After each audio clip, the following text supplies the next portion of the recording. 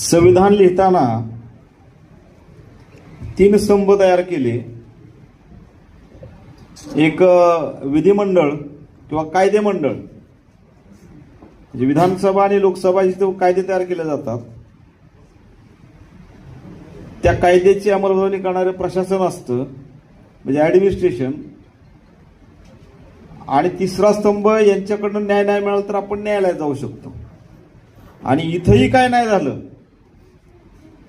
तर सर्वोच्च स्तंभ आहे, जे संविधानाच्या पहिल्या पानावरती उद्देशिका आहे, आम्ही भारतीय लोक. जनतेकडे जायचं आणि जनतेकडे जाण्याचं माध्यम पत्रकार. सध्याची जी परिस्थिती आहे, खास करून नॅशनल मीडियाची, मेनस्ट्रीम मीडियाची, ती अशी आहे की त्यांच्यावर प्रचंड प्रमाणामध्ये टीका चालू आहे. की ते पत्रकार जे आहेत दिल्लीमधले, की एका विशिष्ट वर्गाचा किंवा एखाद्या विशिष्ट पक्षाचा प्रचार करण्यासाठी, एखाद्या विशिष्ट नेत्याचा प्रचार करण्यासाठी तिथं काम केलं जातं, अशी परिस्थिती आहे.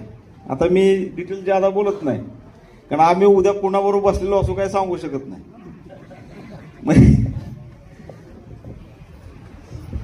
त्याच्यामुळं पण एक पत्रकारांची भूमिका आहे, लोकांनी जायचं कोणाकडे.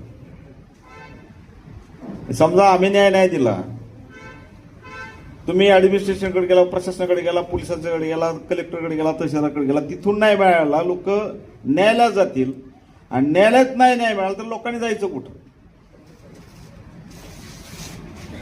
आणि विरोधी पक्ष म्हणून पत्रकारांची जबाबदारी जी आहे संविधानाचं संरक्षण करण्याची, लोकशाहीचं संरक्षण करण्याची, ती पत्रकारांची आहे.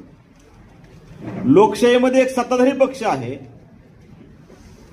आणि एक विरोधी पक्ष आहे. विरोधी पक्ष अनेक असतील, परंतु विरोधी पक्ष असल्याशिवाय लोकशाही असूच शकत नाही. सत्ताधारी पक्ष हा म्हणजे केंद्रातला असेल, राज्यातला असेल, यांच्याकडे जनमत आहे किंवा बहुमत आहे, त्यांनी सत्ता 5 वर्षासाठी राबवायची. परंतु सत्ताधारी पक्षावरती अंकुश ठेवण्याचं काम विरोधी पक्षाचं असलं पाहिजे. विरोधी पक्षाचं जर नसेल तर त्याला लोकशाही म्हणू शकत नाही.